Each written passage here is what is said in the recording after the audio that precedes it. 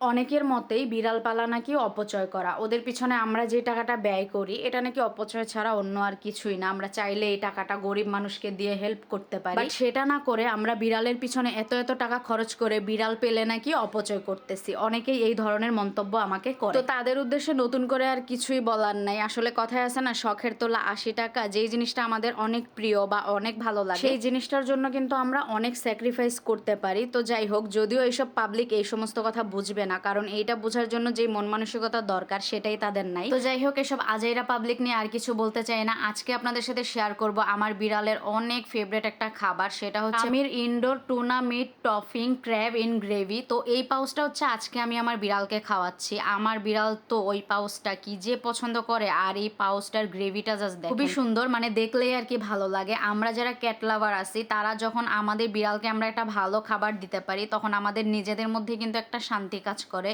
যে না, আমার বিড়ালটা একটা ভালো হেলদি খাবার খাচ্ছে।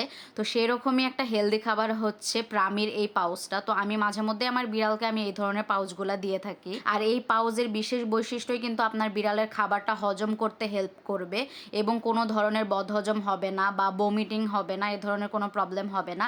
এই পাউচটা বিড়ালের শরীরের জন্য অত্যন্ত ভালো। তো যাই হোক, আপনারাও কিন্তু মাঝে মধ্যে আমার মতো এরকম বাহিরের খাবার এনে আপনার বিড়ালকে ট্রিট দিতে পারেন। আপনার বিড়ালও হ্যাপি থাকবে আর এটা দেখে আপনারও অনেক শান্তি লাগবে।